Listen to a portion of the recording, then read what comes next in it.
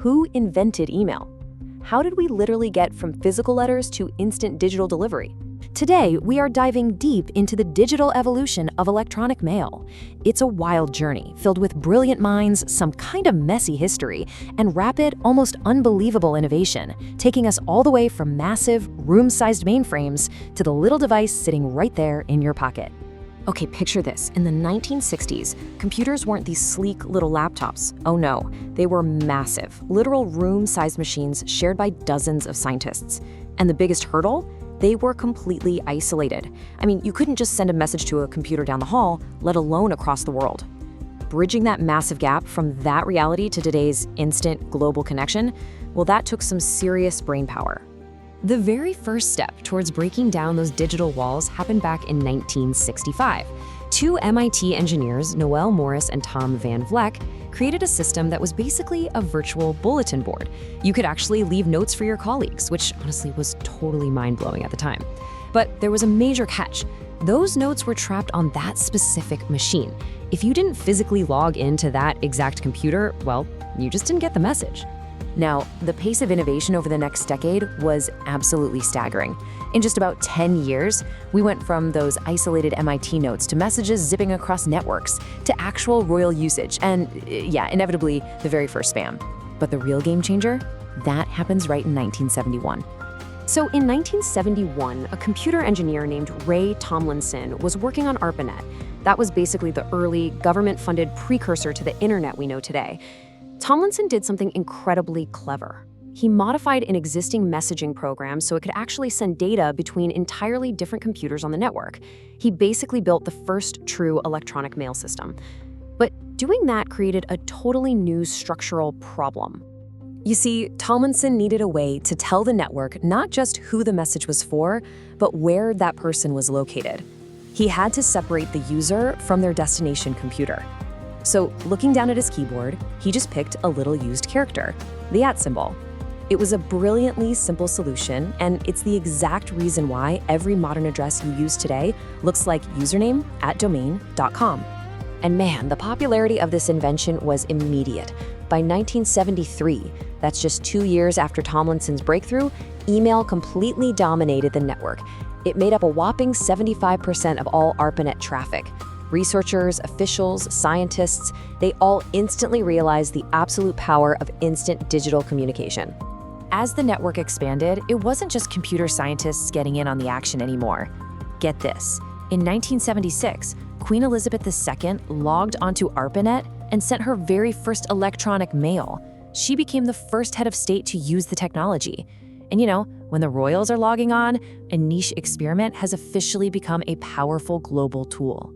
Of course, human nature being what it is, marketers weren't too far behind the royals.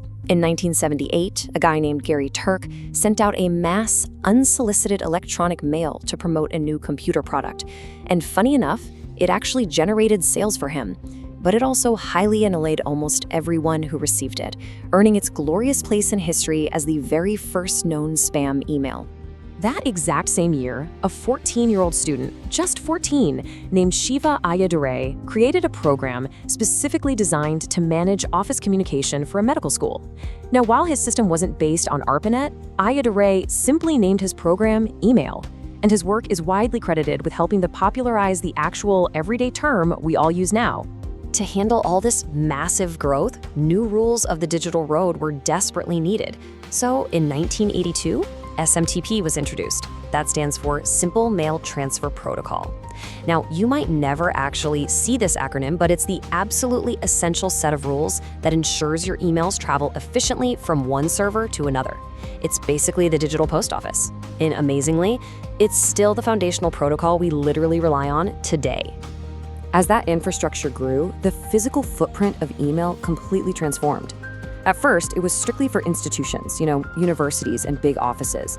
Then, services like Hotmail and Gmail totally changed the game by making email free and accessible right from our home computers.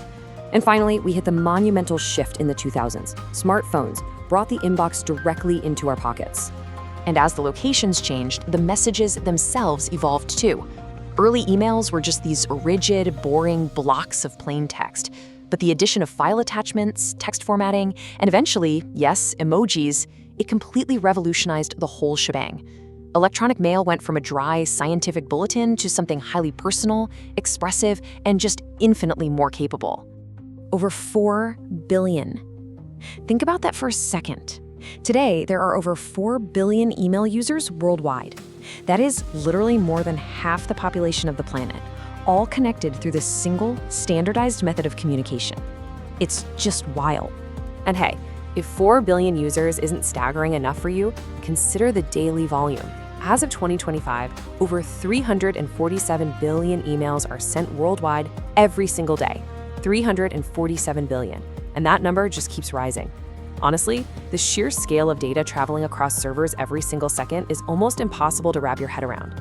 So the core takeaway here is just how deeply embedded this technology has become in our lives. It's no longer just a neat little trick for scientists. It is the absolute essential infrastructure for our education systems, our businesses, and our social lives. From a shared MIT mainframe, it has truly become the connective tissue of the modern world.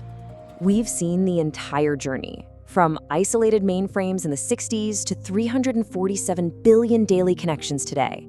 But, the evolution never really stops. So considering how far we've come, what are our messages going to look like tomorrow?